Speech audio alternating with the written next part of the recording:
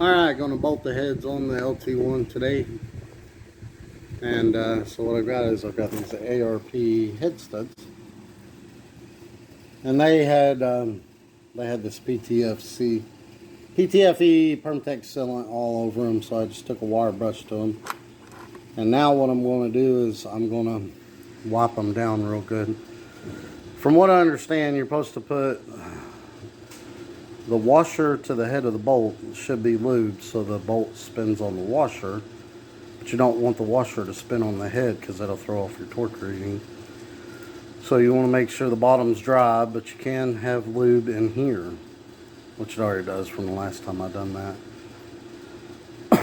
So what I'm going to do is I'm going to clean the bottoms off as good as I can and clean the rest of this off. Also, look, you'll notice there's a little lip, it's hard to see, on the washer and on the head of the bolt. Make sure that if you're using these type of bolts that goes up towards the head of the bolt and the flat side is on the bottom, or you're going to have problems when you torque it down.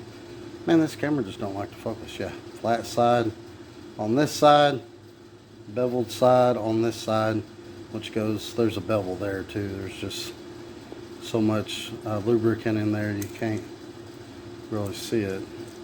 Let's see if we can focus in.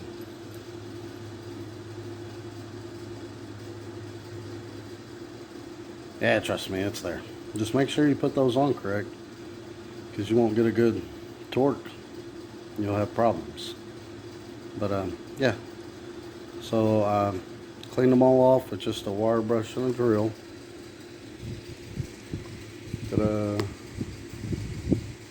And now I'm just going to dry the bottom of the washers off on all of them and make sure that the washer is on correctly on all of them. And then all these head bolts that go into the head go into a water jacket, except for the top four. These top four that go in between the rocker studs, they do not go into a water jacket, but all the rest of these go into a water jacket. And as I mentioned in one of my other videos, if you've got ported heads, let's shine some light. The intake stud will actually go into the intake. So if that's the case, when you put the studs on there, make sure that you use sealer on those also. That PTF sealer. And some of these small block Chevy heads, the exhaust one will actually go into a water port. So make sure you keep that in mind. It doesn't do it on the Gen 2 heads. I'm assuming because water does not flow through the intake on a Gen 2 head, but on a small block Chevy it does. And some of the small block Chevy ones will flow into a water port. And if that's the case, then when you put the studs in there, use PTFE sealer on those also. Yeah, we're gonna make sure, oh, I gotta take these out too. I'll do that in a minute because I didn't clean those off. I just had those in there holding the head. But yeah, PTFE sealer on these, and then just lubricant on these, which, I mean, you can put the PTFE sealer on those also if you want, but not required.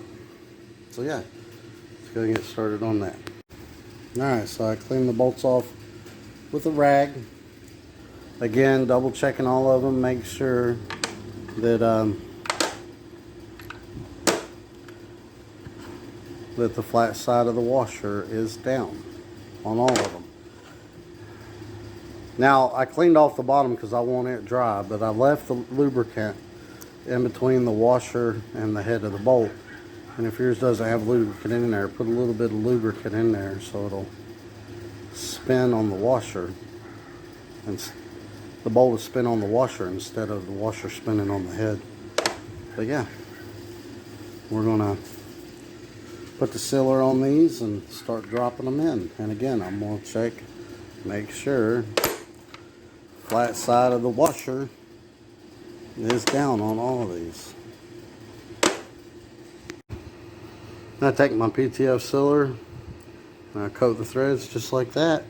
And when you drop it in, try not to get it on the surface of the head, because remember, we want the surface of the head dry so that washer doesn't spin on the head. We want the washer to spin in the head bolt. So I'm going to do all these just like that. I'm going to do the same thing to these top 4, except for I'm just going to use the lubricant on those. So I'm going to go ahead and stab all those in there. Okay, not sure if I mentioned this or not, but in this video, I know I did in another video, but you got 3 lengths bolts. You got a bunch of short ones. They go across the bottom. You got 4 medium-sized ones. Those go on the outside, on both heads. 1, 2, 3, 4. And then the long ones, they go here, across there. So that's how it goes, those go in. But I got all the bottom ones lubed up.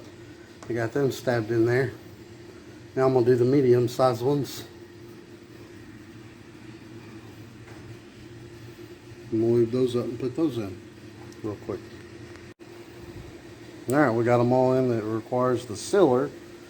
And now I'm just going to use the fastener assembly lube for these top 4 on both sides. Now that we got them all in there, we can go ahead and start tightening them down. I'm just going to hand tighten them the first pass. I'm going to start right here in the very middle. And then I usually do a U pattern. Here, here, here, here.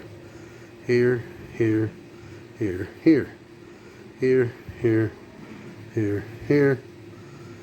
Here, here, here, here. But you can also do an X pattern. You can go here, here, here, here, here, here, here, here, here, or however. You just need to work from the inside out. So the first pass, we're just going to hand tighten it. Then we're going to break out the torque wrench and we're going to do the same pattern at 25 pounds. Then we're going to do the same pattern at 50 pounds. And then we're going to do the same pattern at 70 pounds, which will be our final pass. And we'll do both heads like that, and that's it. Alright, got them all torqued. And again, I went just hand tight with a wrench, and then 25 foot-pounds, 50 foot-pounds, and 70 foot-pounds. And I started here, and then I just did a U pattern.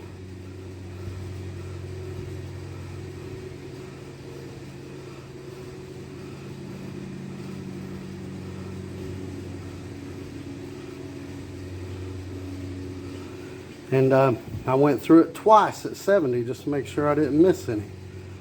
Also, when you're torquing these and that washer does spin on the head, you'll feel it because it'll give. Stop when it does that and then try again. But don't keep turning it when it does that because it'll over tighten it.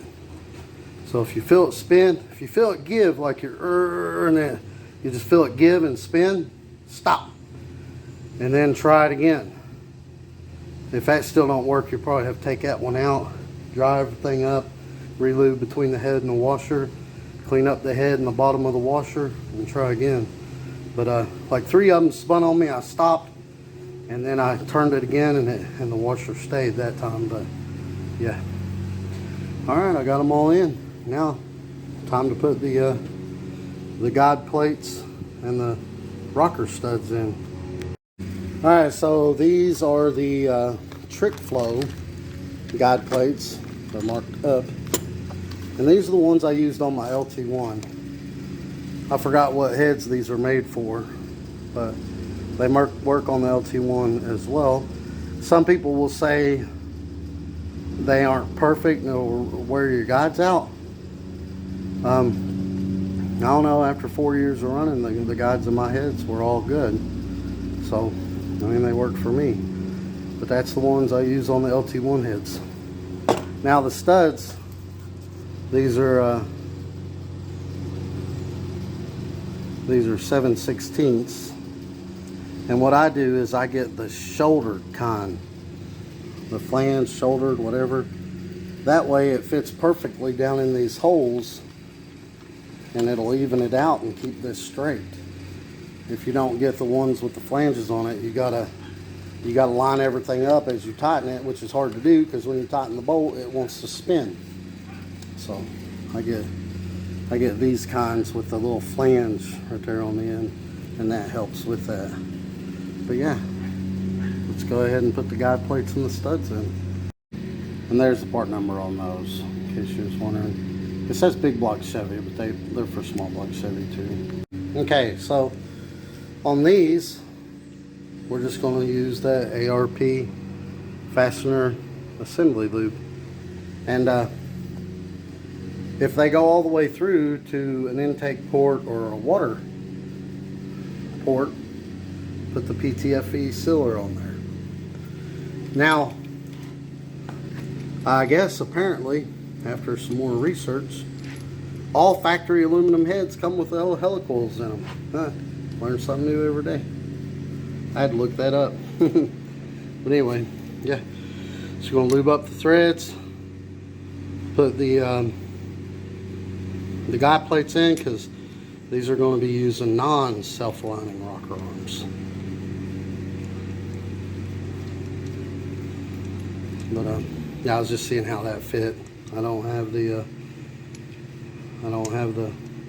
guide plate on there yet. See, I don't know how good you can see that bevel right there.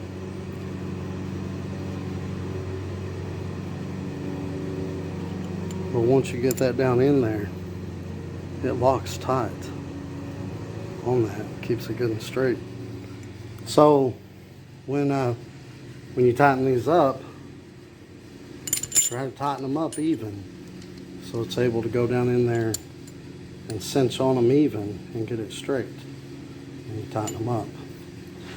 And those are marked up.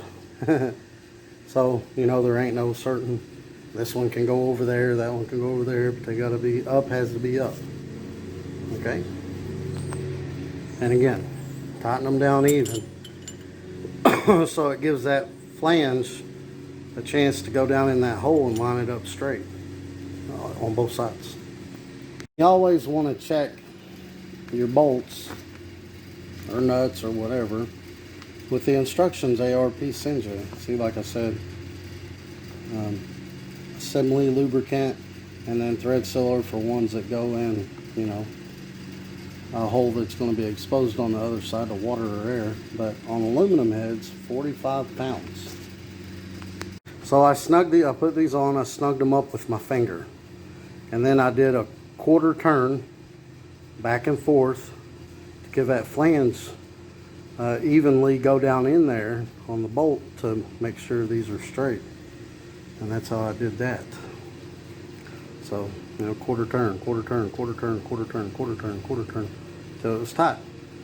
Now they're just wrenched snug tight. And you can see these gaskets.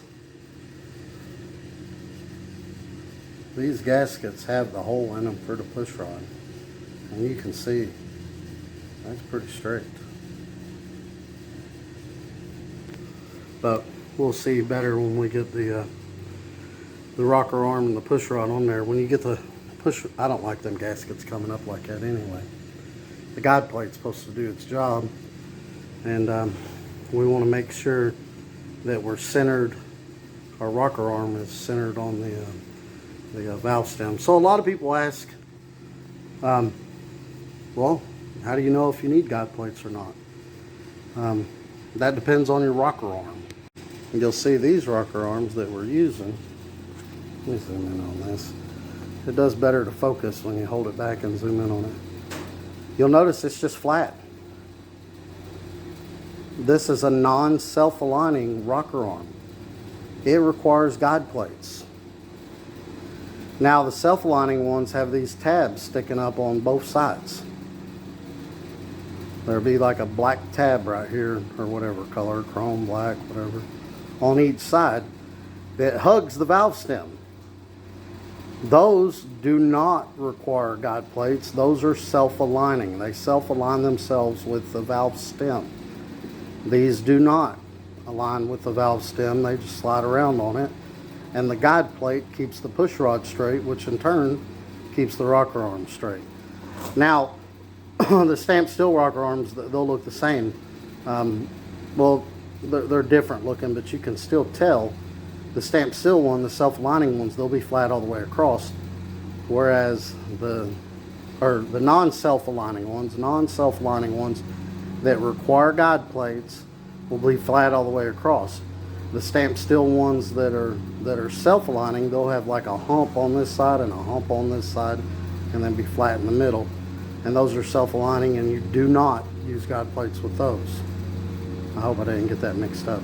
So flat across, non-self-aligning, guide plates. Flat all the way across, non-self-aligning, has to have guide plates. If it's got a tab on this side and a tab on this side, those are self-aligning. They self-align on the valve stem itself. Those, you do not use guide plates on those. And then on the stamped steel ones, they'll have a hump here and a hump here and be flat in the middle. So yeah, that's the way it goes. All right, I got my torque wrench set to 45, and I'm just going to go all through these and torque them down to 45, and that'll be done. All right, those are all torqued, and I went through them twice, and good thing I did, because somehow I skipped one when I first went through. But yeah, now we're kind of at a standstill because we can't put the oil pan on without the timing cover. Can't put the timing cover on without the 4x reluctor.